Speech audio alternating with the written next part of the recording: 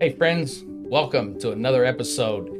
We're here today to talk about a brand new law that just came into effect. It's the FinCEN Residential Real Estate Rule. And you may never have heard about it, but I have somebody here today who has. And I'm Todd Tracy with the Tracy team. This is Emily Hu with EH Dream Hello. Home, and she is going to explain this new rule that just hit here recently and let us know what we need to be aware of. FinCEN rule, in simple term, it's a new federal reporting rule impacting residential real estate transactions. It's mainly aimed at cash purchases when the buyer is purchasing under LLC company or trust. So instead of purchasing from their personal name. So the goal of this rule is to improve transparency as well as preventing money laundering in real estate. So overall, it may not impact every buyer. So only for those buyers purchasing with cash under LLC and trust. If those buyers are purchasing through their own with their own name, especially with mortgage, it may not apply. Gotcha. So many recommendations for those investment companies if they buy with the cash. So overall, I would say prepare ahead of time and so keep transparency. So in this way, like the team can work together to make sure the right documentations will be provided. Got it. And a little birdie told me you may have some experience with this recently. How about sharing that story with us? Yeah, so last Friday I got the cash closing. Overall, it was supposed to be closed on March 5th. Then because of the new FinCEN rule was put in place on March 1st.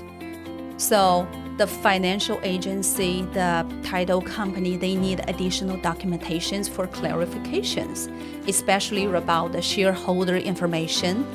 And like whoever, for example, whoever sign the documentations, they have to be like more than 25% of the share, and it has to have a clear documentations to legal documentations to identify each person's shareholders rule.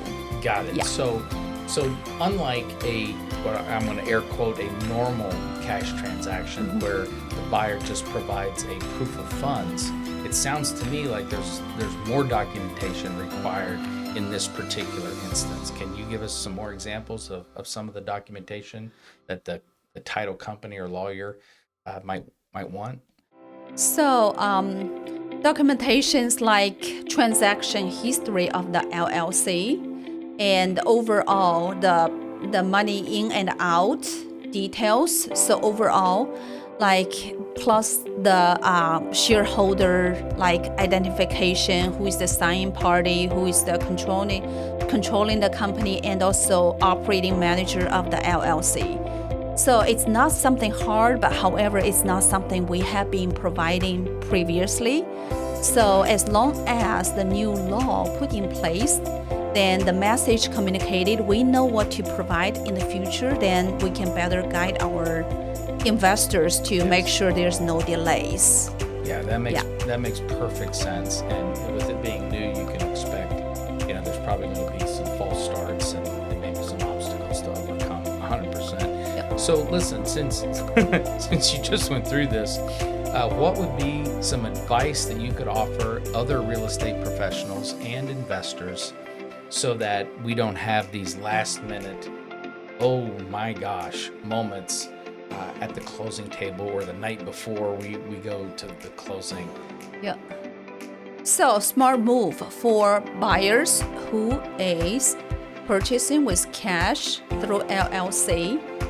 So make communication, make sure let your real estate agent, title company, attorney, and CPA know upfront.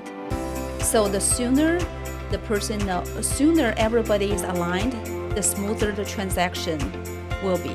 Versus on real estate agents, I would say the advice will be communicate upfront with your buyer. Make sure cash transaction through LLC, those situations, if those are checked, then collect additional documentations and teamwork with your title company and everybody involved to make sure the right documentations will be provided up front.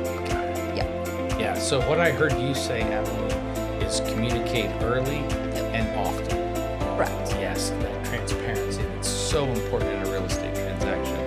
Well, listen, I hope this had value. I hope that Emily was able to give you some new insight into this new rule, the FinCEN residential real estate rule. And if you like this, there's more. Don't worry about it. So give us a like, a share, a follow, and subscribe. And we will be happy to continue to provide you quality information, especially from our dear friend and colleague, Emily Hu with EH Dream Home. It's Todd Tracy of the Tracy team. See you next time. Bye-bye. Talk soon.